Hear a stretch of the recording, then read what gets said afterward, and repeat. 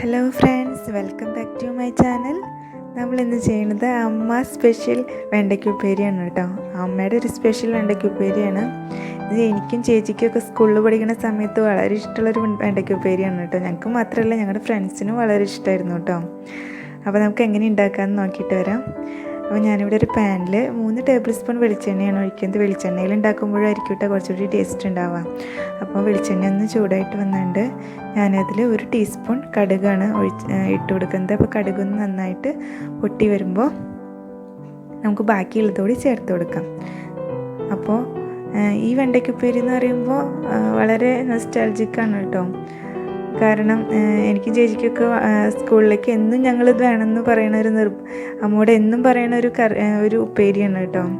വളരെ ടേസ്റ്റിയാണ്. നിങ്ങളെന്തായാലും ട്രൈ ചെയ്ത് നോക്കൂ. വെണ്ടയ്ക്ക ഇഷ്ടമില്ലാത്തവർ പോലും ഇഷ്ടപ്പെടും എന്തായാലും.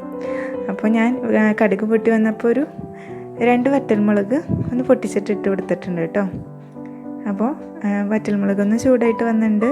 ഇനി നമുക്കതിലേക്ക് ചെറിയ ഉള്ളി ഒരു ചെറിയ സവാളയുടെ ചെറിയ പീസ് കൂടി ഞാൻ കട്ട് ചെയ്ത് വെച്ചിട്ടുണ്ട്. അപ്പോൾ ആ സവാളയ്ക്ക് പകരം നിങ്ങൾക്ക് ചെറിയ ഉള്ളി കൂടുതൽ ചേർക്കുകയാണെങ്കിൽ കുറച്ചുകൂടി ടേസ്റ്റ് ആയിരിക്കും കേട്ടോ. ചെറിയ ഉള്ളി ഒന്ന് ചെറുതായിട്ടൊന്ന് ചതച്ചിട്ടാണ് ഞാൻ ചേർത്തിരിക്കുന്നത്. അപ്പോൾ അതും പിന്നെ നമുക്കൊരു 2-3 അല്ലി വെളുത്തുള്ളി കൂടി ഒന്ന് ചതച്ചിട്ട് ചേർത്ത് കൊടുക്കാം. അപ്പോൾ ഒന്ന് വെറുതെ ഒന്ന് ചതച്ചാൽ മതിയാവും കേട്ടോ. അപ്പോൾ ഒന്ന് ചതച്ചത് കൂടി നമ്മൾ ചേർത്ത് കൊടുത്തിട്ട് ഒന്ന് ഇളക്കി കൊടുക്കാം.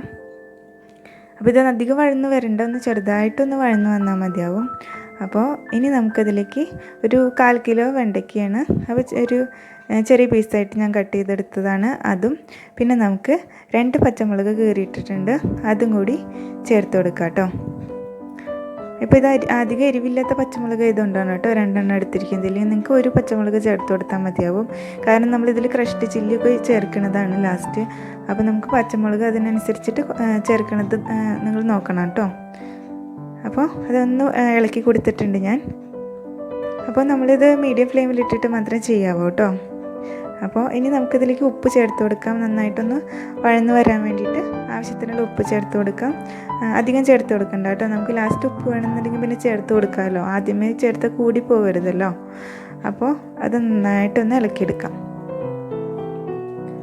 അപ്പോൾ ഇനി നമുക്കിതിലേക്ക് പൊടികൾ ചേർത്ത് കൊടുക്കണം. അപ്പോൾ ഞാനിതിൽ മഞ്ഞൾപ്പൊടിയും മുളക് പൊടിയും ചേർത്ത് കൊടുക്കുന്നുണ്ട്. മഞ്ഞൾപ്പൊടി ഒരു 1/4 ടീസ്പൂൺ മാത്രമേ ചേർത്ത് കൊടുക്കണുള്ളൂ കേട്ടോ. അപ്പോൾ നമുക്ക് അതും കൂടി ചേർത്തിട്ട് ഒന്ന് ഇളക്കി കൊടുക്കാം. മുളക് പൊടി ചേർക്കണം നിർബന്ധമില്ല, പക്ഷെ ഒരു നല്ലൊരു കളർ കിട്ടാൻ വേണ്ടിയിട്ടാണ് കേട്ടോ ഞാൻ ഒരു 1/4 ടീസ്പൂൺ മാത്രം മുളക് പൊടി ചേർത്ത് കൊടുക്കണുള്ളൂ. അപ്പോൾ ചേർക്കേണ്ടതെന്നുണ്ടെങ്കിൽ നിങ്ങൾ ചേർത്ത് കൊടുക്കേണ്ട ആവശ്യമില്ല കേട്ടോ. പക്ഷേ ഇതിൻ്റെ ഈ ഉപ്പേരിയുടെ ഒരു കറക്റ്റ് ടേസ്റ്റ് കിട്ടണമെങ്കിൽ ഇത്തിരി മുളക് പൊടി ചേർത്ത് കൊടുക്കണം. അപ്പോൾ നമുക്ക് ഒരു ഇത്തിരി മുളക് പൊടി ചേർത്ത് കൊടുക്കുക. അതിലേക്ക് ഒരു 1/4 ടീസ്പൂൺ, അതിനേക്കാൾ കുറച്ച് കുറവാണ് ഞാൻ ചേർത്ത് കൊടുക്കുന്നത്. അപ്പോൾ കാശ്മീരി ചില്ലിയാണെന്ന് വെച്ചാൽ അതായാലും ചേർത്ത് കൊടുക്കാം കേട്ടോ നിങ്ങൾക്ക്. അപ്പോൾ നമുക്ക് അതും കൂടി ചേർത്താൽ നന്നായിട്ടൊന്ന് ഇളക്കി കൊടുക്കാം. ക്രഷ്ഡ് ചില്ലി ഞാനിപ്പോൾ ചേർത്ത് കൊടുക്കാനില്ല, കാരണം ഇപ്പോൾ ചേർത്ത് കൊടുത്തത് കരിഞ്ഞു പോകും. അപ്പോൾ നമ്മൾ വെണ്ടയ്ക്കൊക്കെ നന്നായിട്ടൊന്ന് വഴന്നൊന്ന് വന്ന് കഴിയുമ്പോഴേ നമ്മൾ ക്രഷ്ഡ് ചില്ലി ചേർത്ത് കൊടുക്കുള്ളൂ കേട്ടോ. അപ്പോൾ നമുക്കിത് നന്നായിട്ടൊന്ന് ഇളക്കി കൊടുക്കാം. അപ്പോൾ ഈ ഉപ്പേരി ഉണ്ടാക്കുമ്പോൾ നിങ്ങൾ വെളിച്ചെണ്ണയിൽ ഉണ്ടാക്കാൻ ശ്രദ്ധിക്കുക കേട്ടോ. എന്നാലായിരിക്കും അതിൻ്റെ കറക്റ്റ് ടേസ്റ്റ് ഉണ്ടാവുള്ളൂ. അപ്പോൾ നിങ്ങൾക്ക് എത്ര ഇഷ്ടമില്ലാത്ത ആൾക്കാരും എന്തായാലും ഇഷ്ടപ്പെടുന്ന ഒരു വെണ്ടയ്ക്ക ഉപ്പേരിയാണ് കേട്ടോ. ഉറപ്പ് തരാം ഞാൻ എന്തായാലും. അപ്പോൾ നമുക്കിതിലേക്ക് കുറച്ച് കറിവേപ്പില കൂടി ഇട്ട് കൊടുക്കാം. ഇനി നമുക്കൊന്ന് അടച്ചു വെച്ചിട്ട് ഒരു 2-3 മിനിറ്റ് മാത്രം അടച്ചു വെച്ചാൽ മതിയാവും കേട്ടോ. കാരണം ഒരുപാട് നേരം നമ്മൾ വെണ്ടയ്ക്ക അടച്ചു വെച്ചാൽ കുഴഞ്ഞു പോകും. അപ്പോൾ കുഴഞ്ഞു വേണ്ട ഇരിക്കാൻ വേണ്ടിയിട്ട് നമ്മൾ കുറച്ച് നേരം ഒന്ന് വെന്ത് കിട്ടാൻ വേണ്ടി മാത്രമാണ് അടച്ചു വെച്ചിരിക്കുന്നത്. അപ്പോൾ അതും കൂടി നന്നായിട്ടൊന്ന് അടച്ചു വെച്ച് ഇളക്കി കൊടുത്തിട്ടുണ്ട്. ഇനി നമുക്ക് ക്രഷ്ഡ് ചില്ലി ചേർത്ത് കൊടുക്കാം. ഞാനിവിടെ ഒരു 3/4 ടീസ്പൂൺ ക്രഷ്ഡ് ചില്ലിയാണ് ചേർത്ത് കൊടുത്തിരിക്കുന്നത്. അപ്പോൾ നിങ്ങൾക്ക് എരിവിനനുസരിച്ചിട്ട് ചേർത്ത് കൊടുക്കാം കേട്ടോ. അപ്പോൾ അതും കൂടി ചേർത്ത് ഞാൻ ഇളക്കി കൊടുക്കുകയാണ്. അപ്പോൾ നന്നായിട്ടൊന്ന് മൊരിഞ്ഞ് വരണം. അപ്പോൾ നിങ്ങൾക്ക് ഈ ഒരു പാകം മതി എന്നുണ്ടെങ്കിൽ ഈ ഒരു പാകത്തിൽ നമുക്ക് ഓഫ് ചെയ്യാം.